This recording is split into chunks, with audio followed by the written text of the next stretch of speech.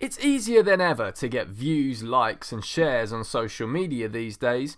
Simply put your identity somewhere in your username, perhaps you're black, brown, indigenous, or queer, and do a post painting veganism as inaccessible or oppressive in some way.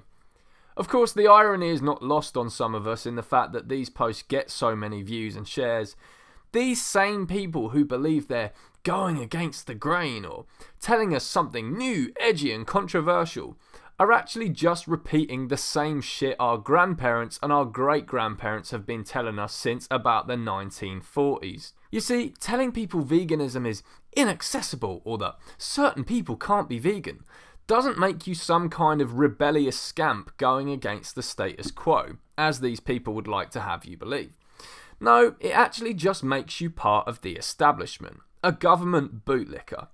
Yet, by telling vegans that not everyone can be vegan and sticking your chest out in pride as you watch your likes and shares clock up by the second, you're not telling us anything new. You're just spewing the exact same shit all those cis white males, those quote unquote gammons, say and want you to say. How edgy. Of course, the irony doesn't end there.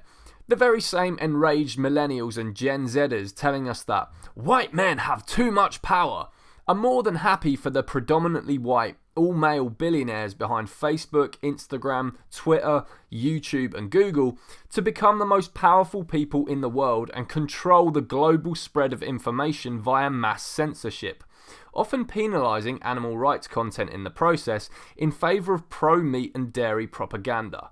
Whoa, so anti-establishment. You see, if you truly want to be part of the resistance, if you actually want to be part of a radical anti-oppression movement, you have to be vegan. And more importantly, you have to be an animal liberation activist. Because while this might be an uncomfortable wake-up call for some, posting a black square on your Instagram feed like all the giant mega corporations you supposedly hate did, or writing hashtag impeach Trump just like all the multi-millionaire celebrity establishment puppets did, doesn't make you unique or daring. No, it just makes you a part of the mainstream, the status quo. Orange Man. Bad. Breaking news. Orange Man bad. Orange Man bad. Orange Man. Orange Man.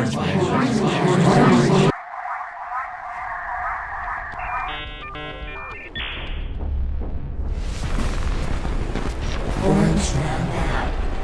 Diversity is our strength. What's truly unique and daring in this day and age is to do the very thing none of the politicians, the corporations, or the social media billionaires, like the hunter Mark Zuckerberg, actually want you to do, which is to stop oppressing the victims they all oppress, the world's most oppressed victims in history, animals. You'd think in a day and age where victimhood is some special form of currency that maybe animals would be recognised as this by the woke teenage girl from California who puts every single ailment she has on her profile, from her dyslexia to her bowel disorder. But of course that would defeat the very purpose of what it is to be woke in this day and age, which is to either turn as many people into professional victims as possible in search of a global power grab and earn oneself special privileges in the process, or to get a dopamine hit from the fact that someone from a supposedly marginalised group considers you their ally. You see, animal liberation is ultimately a thankless task, in that animals cannot call you their ally. And on top of this, animals can't list or write the many ways in which they're victimised and use it to earn themselves special privileges, like demanding people listen to my voice and shut up if you're from X group. The truth is, of course, animals would be the most deserving group of having people shut up and listen to them, for there is absolutely no secret agenda any animal would have in listing the ways in which they're victimised. They don't want to get likes on their social media. They don't want you to vote Democrat or to get extra marks on their exam papers or get more days off college or work whenever some kind of news event happens. No, they just want to be left alone. So, want to be unique, anti-mainstream, radical and daring? Here's a thought. Call what's happening to farmed animals the world's largest ever Holocaust.